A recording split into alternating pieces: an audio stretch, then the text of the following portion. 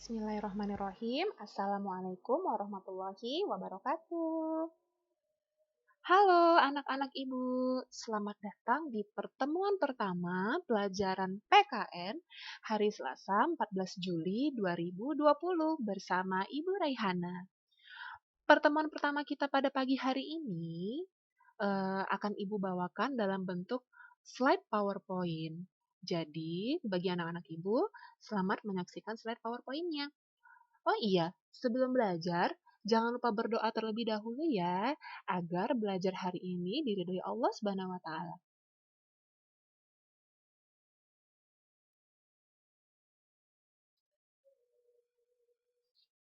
Pada pembelajaran hari ini, Ibu akan memberikan materi tentang lambang burung Garuda, arti, makna, dan contoh penerapan Pancasila sila pertama dalam kehidupan sehari-hari. Anak-anak Ibu, tahukah kamu bahwa setiap negara memiliki lambang negara yang berbeda? Hari ini kita akan belajar mengenai lambang negara Indonesia. Apa itu? Yaitu burung Garuda, seperti yang sudah kamu lihat di slide ini. Nah, anak-anak Ibu, ada yang tahu nggak apa artinya Pancasila? Atau Pancasila itu kamu tahu nggak itu di Indonesia itu sebagai apa? Nah, Ibu jelasin ya. Pancasila itu berasal dari bahasa Sanskerta. Panca artinya 5, sila artinya dasar. Jadi, Pancasila itu adalah 5 dasar yang merupakan landasan atau dasar negara Republik Indonesia. Kalau salah satu sila dihapus, misalkan sila pertama ini dihapus, maka itu tidak bisa disebut sebagai Pancasila. Pertanyaan sederhana, kenapa Pancasila harus dilambangkan dengan burung Garuda? Ada yang bisa menjawab? Kalau gitu Ibu aja yang jawab ya. Kenapa Pancasila harus dilambangkan dengan burung Garuda? Karena burung Garuda melambangkan bangsa Indonesia yang besar dan kuat. Penjelasan tentang lambang Garuda akan kamu saksikan saat lagi ya anak-anak di slide berikutnya. Kita bahas satu persatu ya.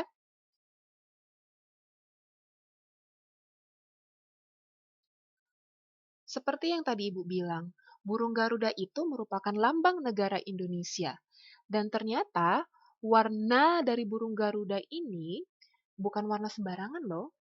Warna kuning emas ini menggambarkan sifat yang agung dan penuh dengan kejayaan.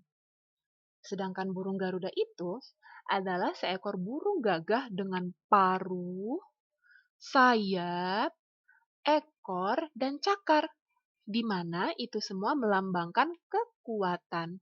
Karena itulah dijadikan sebagai lambang negara Indonesia. Dan ternyata di setiap bagian dari tubuh burung Garuda ini ada maknanya loh anak-anak.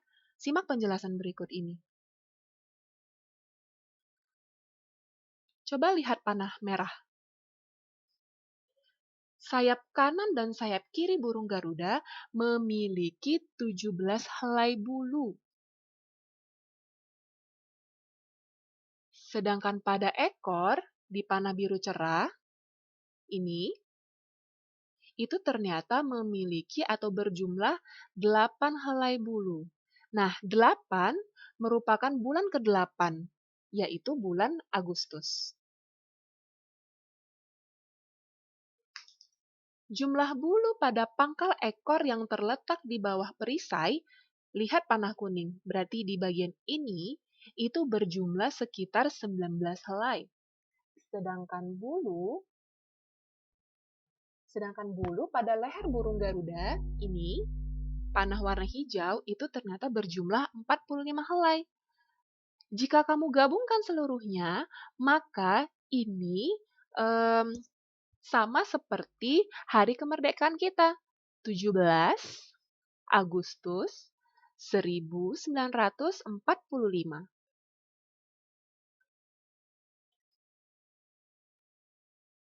Di bagian tengah dari tubuh burung Garuda ini ada perisai. atau tameng, di mana perisai atau tameng pada tubuh burung Garuda itu memiliki arti sebagai sebuah senjata yang melambangkan perlindungan dan pertahanan. Nah, di dalam perisai inilah terdapat 5 lambang Pancasila yang kita ketahui bersama. Anak-anak ibu masih pada ingat kan apa-apa saja bunyi Pancasila? Sila pertama apa? Sila pertama ketuhanan yang Maha Esa. Sila kedua kemanusiaan yang adil dan beradab. Yang ketiga, persatuan Indonesia. Yang keempat, kerakyatan yang dipimpin oleh hikmah kebijaksanaan dalam permusyawaratan perwakilan. Dan sila kelima, keadilan sosial bagi seluruh rakyat Indonesia. Ibu berharap kamu tidak lupa ya Pancasila kita. Nah, yang keenam, warna dasar perisai ini itu terdiri dari dua warna, warna merah dan warna putih. Dan itu melambangkan bendera negara kita Indonesia. Nah, kita langsung masuk saja kepada pembahasan Pancasila sila pertama. Sila pertama bunyinya adalah ketuhanan yang Maha Esa. Masih ingat anak-anak ibu apa simbolnya atau lambangnya? Ya, benar sekali. Simbolnya adalah bintang emas berperisai hitam. Bintang emas dengan perisai hitam. Apa artinya? Artinya itu, Nak, bahwa kita masyarakat Indonesia meyakini akan adanya Tuhan yang Maha Esa, Allah Subhanahu wa taala, sebagai pencipta alam semesta beserta isinya. Nah, dari Pancasila sila pertama tersebut ada makna yang bisa kita dapatkan. Dan dari maknanya itu bisa kita contohkan ke dalam kehidupan kita sehari-hari. Ibu Rai merumuskan menjadi 3 makna. Pertama, percaya adanya Tuhan, sehingga setiap orang rela diatur. Apa ya maksudnya ya? Percaya adanya Tuhan, sehingga setiap orang rela diatur. Nah, dalam ajaran kita, Nak, ajaran agama Islam, kita wajib mengikuti aturan Allah, ya kan? Mengikuti aturan dan menjauhi larangan. Nah, makanya itu contoh dalam kehidupan sehari-hari yang kita bisa ambil dari makna yang pertama ini adalah kita tidak boleh melanggar aturan. Apa-apa saja. Ya jangan mencuri, jangan berbohong, dan lain-lain. Kemudian, makna kedua yaitu setiap orang dibebaskan memeluk agama masing-masing dan bertanggung jawab untuk taat dengan aturan agamanya. Contohnya dalam kehidupan sehari-hari adalah tekun beribadah menurut agama yang dianut. Contohnya, kita beragama Islam wajib hukumnya untuk sholat. Dan untuk beragama Kristen, wajib juga hukumnya ibadah mingguan ke gereja. Kemudian, makna sila pertama berikutnya adalah toleransi. Apa itu toleransi? Toleransi artinya adalah kita harus saling menghormati antar umat beragama dan sesama umat beragama. Artinya, kita harus saling menghormati bukan hanya yang sama dengan agama kita aja, tetapi dengan yang berbeda agama kita juga harus saling menghormati. Contoh yang bisa kita lakukan dalam kehidupan sehari-hari adalah kita tidak mengganggu ibadah orang lain. Seperti itu. Nah, kira-kira anak ibu, kamu boleh lah ya diskusikan dengan orang tua kamu, apalagi ya kira-kira makna dari sila pertama, Pancasila, dan contohnya dalam kehidupan sehari-hari. Silakan berdiskusi ya, Nak.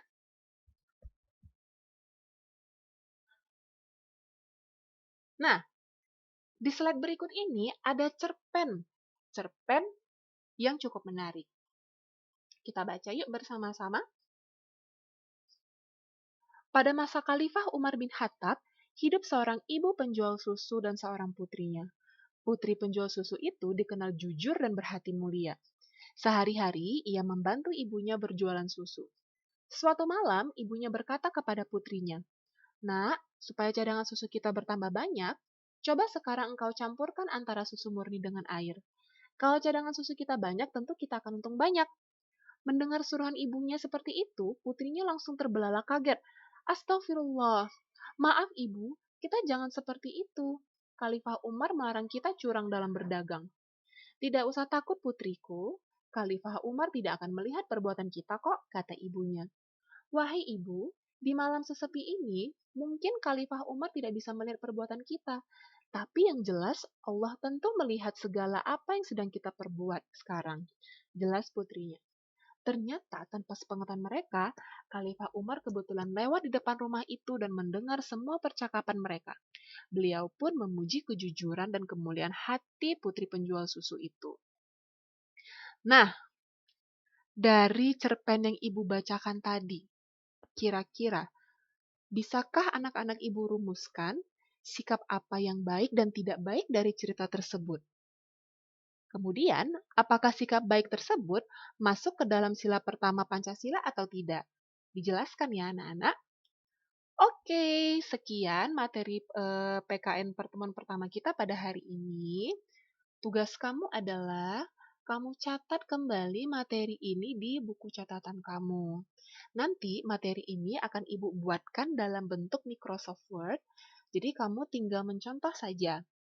Kemudian, setelah kamu mencatat itu, kamu jawab pertanyaan yang tadi Ibu Rai tujukan tentang cerpen yang Ibu bacakan tadi, Gadis Penjual Susu. Pertanyaannya, sikap apa yang baik dan tidak baik dari cerita tersebut? Lalu, apakah sikap baik tersebut masuk ke dalam sila pertama Pancasila? Jelaskan. Oke, sekian pertemuan pertama PKN pada hari ini. Sampai bertemu lagi di pertemuan berikutnya. Assalamualaikum warahmatullahi wabarakatuh.